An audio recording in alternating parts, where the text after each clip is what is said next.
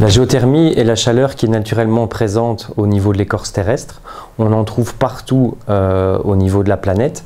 Et plus on va s'approfondir, plus la température va augmenter.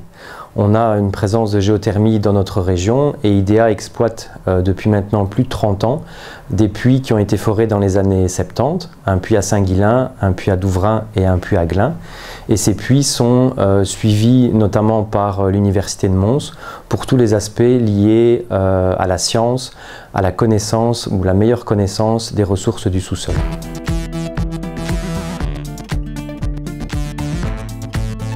Le projet vise à la mise en place d'un réseau de chaleur dans le quartier qui s'appelle le quartier de la Porte de Nimy à Mons. Donc un réseau de chaleur comprend 3 éléments. On a d'abord un doublet de puits géothermique qui permet de récupérer l'eau chaude. Ensuite, nous avons une centrale qui permet d'opérer l'échange de chaleur. Et enfin, nous avons un réseau de conduite calorifugée qui permet d'envoyer de l'eau au niveau des différents consommateurs pour l'alimentation en chauffage et les besoins en eau chaude sanitaire. Nous sommes donc ici en présence d'une géothermie naturelle, donc il n'y aura absolument aucun mécanisme de fracturation hydraulique. Nous ne prendrons uniquement que ce que la nature nous donne via pompage. L'objectif est l'alimentation de l'hôpital Ambroise Paré comme institution principale et en tant que géothermie naturelle, si la nature nous donne plus que ce que nous avons rencontré sur les puits existants, nous pourrons alimenter d'autres institutions présentes dans la zone comme les écoles ou les cours de justice. En termes de planning, nous prévoyons le creusement du doublet de puits géothermiques dans le courant de l'année 2020, ce qui nous permettra d'entamer les travaux de construction de la centrale géothermique au sein du parc communal des Ursulines dans le courant de l'année 2021. Ces travaux sont prévus pour une période de 2 ans, de sorte que la mise en service du réseau de chaleur se situerait dans le courant de l'année 2023.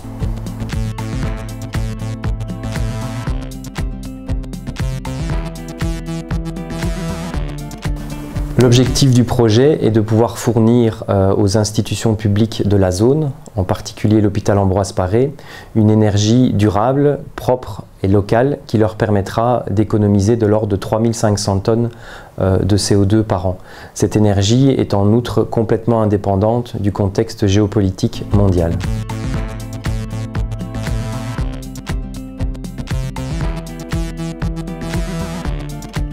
Pour la réussite du projet, il convient qu'il y ait une proximité immédiate entre l'accès à la ressource et les consommateurs potentiels. Dans le cas présent, nous sommes au niveau du parc communal des Ursulines avec une densité importante de consommateurs potentiels. Nous ne sommes pas du tout les seuls à mettre en œuvre ce genre de projet. Il s'agit en effet de techniques qui sont largement éprouvées. Dans le bassin parisien, il y a plus de 44 centrales géothermiques qui ont été mises en place en pleine agglomération. Et notamment au niveau de la Courneuve, on se situe à proximité d'un établissement scolaire. La mise en œuvre du projet au niveau du parc a eu comme ligne guide une intégration la plus complète possible en termes de paysage pour que la centrale soit complètement intégrée dans son environnement.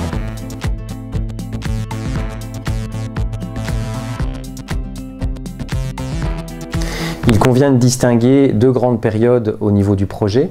Une période d'exploitation qui courra sur plus d'une trentaine d'années où il n'y aura absolument aucune nuisance puisqu'il n'y aura pas de bruit à l'extérieur du bâtiment, aucun dégagement gazeux. Les éventuelles nuisances pourraient se produire lors de la phase de chantier. Et là, nous avons pris en compte toutes les recommandations qui ont été édictées par l'auteur d'études d'incidence sur l'environnement, un bureau agréé indépendant. Parmi celles-ci, on peut citer la mobilité. Au niveau de la mobilité, il n'y a aucune fermeture de voirie qui est prévue. Nous aurons un charroi relativement limité en cours de chantier, puisqu'il conviendra pendant 1 à 2 semaines d'amener l'ensemble du matériel, ce qui représentera un maximum de 50 camions répartis sur ces 1 à 2 semaines. Et en phase de creusement du forage, nous aurons de l'ordre de 3 à 7 camions qui viendront par jour, en dehors des périodes de pointe, uniquement pour l'amener et l'évacuation de certains matériaux. Donc ça représente un apport très limité par rapport au charroi actuel de la zone. Au niveau des émissions sonores, l'auteur d'études d'incidence a opéré des mesures et des simulations dans le cadre de son étude Et nous avons reçu toute une série de recommandations qui portent notamment sur l'utilisation d'un rig hydraulique et sur la mise en place d'un capotage acoustique au niveau des générateurs. Et en suivant ces recommandations, les simulations montrent que les niveaux de bruit ne dépasseront absolument pas les 40 décibels, ce qui correspond en fait au bruit que l'on peut rencontrer au niveau de la campagne. Et donc nous serons bien évidemment en dessous des normes les plus strictes. Afin de pouvoir bénéficier d'un outil d'aide à la gestion de l'exploitation, nous avons en collaboration avec l'Université de Mons pris contact avec l'Observatoire royal de Belgique. Et dans ce cadre, nous avons suivi leurs différentes recommandations pour la mise en œuvre d'un réseau d'écoute sismique dans la zone concernée.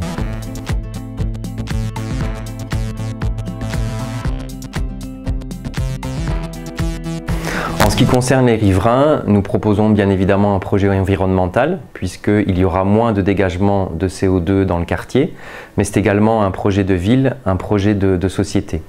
Le chantier sera accessible via la réalisation de visites régulières et nous allons mettre en œuvre une maison du projet qui permettra un accueil dans les meilleures conditions possibles. Nous proposons également aux différents riverains la mise en place d'un comité de suivi aux riverains et aux différentes parties prenantes de façon à pouvoir échanger de l'information entre IDEA et les différents acteurs tout au long de la vie du projet. Et enfin, nous avons prévu d'adjoindre à la centrale géothermique un espace didactique qui sera dédié à la promotion de la géothermie. Tous les outils de sensibilisation seront élaborés en collaboration avec le PAS et donc IDEA pourra accueillir dans d'excellentes conditions, notamment les différents écoliers du cœur du Hainaut.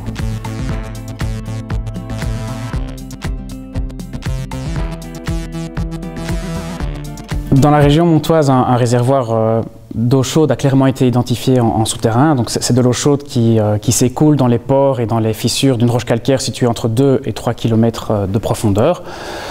Avec toutes les recherches qui ont été menées par le passé, et l'Université de Mons est clairement acteur de ces recherches depuis de très nombreuses années, eh bien on a déjà un certain niveau de connaissance, un bon niveau de connaissance de ce réservoir géothermique.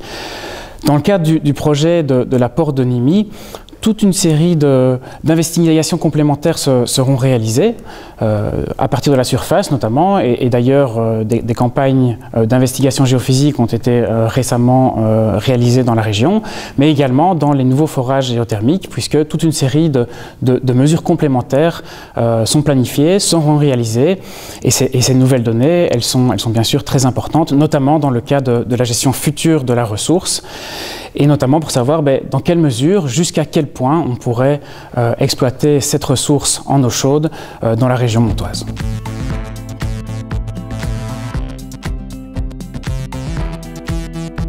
Très concrètement, ce projet emblématique vise à mettre IDEA et le cœur du Hainaut sur la carte des grands objectifs de l'Europe et de la Wallonie en matière de réduction de gaz à effet de serre et de transition énergétique par des énergies qui sont complètement propres et renouvelables. Alors très concrètement, nous avons la chance d'avoir en cœur du Hainaut et plus particulièrement à Mons une nappe à 2500 mètres de profondeur et de 70 degrés par la profondeur de cette nappe. Nous l'exploitons depuis plus de 30 ans à travers 3 puits existants et notre ambition est de forer un doublé géothermique à côté de l'hôpital Ambroise Paré pour alimenter au travers d'un 4e puits l'hôpital et éventuellement d'autres acteurs. Avec cette énergie renouvelable, locale, compétitive et complètement indépendante du contexte géopolitique mondial qui nous occupe de plus en plus, nous aurons la possibilité d'économiser annuellement 3500 tonnes de CO2. C'est énorme et donc c'est avec beaucoup de fierté que nous portons ce projet au quotidien.